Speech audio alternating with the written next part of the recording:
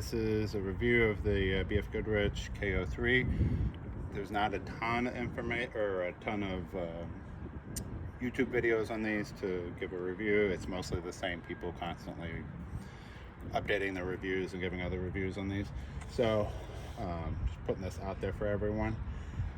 So first and foremost, these replaced my Mickey Thompson Baja Boss ATs. First and foremost, Mickey Thompson makes a stud of a tire. It is awesome. Never got stuck in them, though I don't go through anything terribly crazy, but man, a really great tire. The one downside to the Mickey Thompson is that they are heavy as fuck. But other than that, just a phenomenal tire. But with extra weight, it will suck the gas right out of your tank. So I got about 30,000 miles on those, and they did great and everything, but I mean, your gas mileage is dog crap.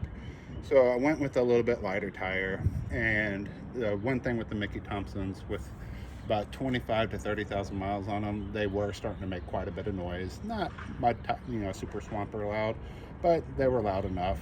And this is a family car. I do make road trips in this, but I do go off-roading as well. So I wanted something tried and true. And BF Goodrich has been in the game forever. So my Mickey Thompson's clocked in around 75 pounds, and these being a 295/70 18, clocked in at 69 pounds, I believe. And my gas mileage went up. Do I have the best off-road tire in the world? No. And realistically, I go off-roading between 4 and 5 times a year, so I really couldn't justify having the Mickey Thompsons on there anymore. So my average gas mileage with the Mickey Thompsons were at best 14 to 15 miles a gallon on the highway, and with these it's about at 16.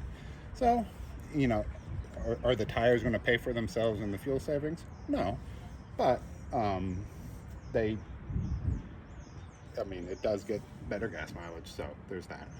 I recently took an off-road trip to Moshannon State Forest with these, and they did very well. Like I said, I don't do anything crazy, but it had rained the whole week before I got there, and so everything was pretty muddy and sloppy, and they did absolutely great. Does it have the deepest tread in the world? Does it have the biggest tread voids in the world? No, but these did really good. They did great. If you do get these, one thing that you're going to notice right off the bat is they roll smooth.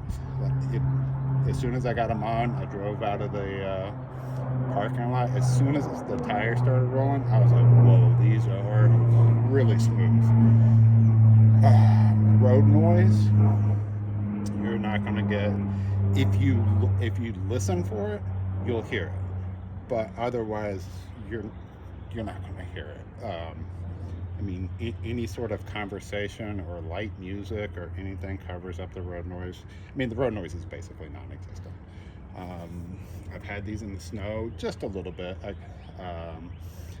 They did fine. Wet weather, they do great. Tons of siping and good tread spacing helps with that. They do. So rain is fine, dry is fine. I did do a couple of pretty deep and long water crossings when I went off-roading. Everything's great. Absolutely love them. I know it's a newer tire.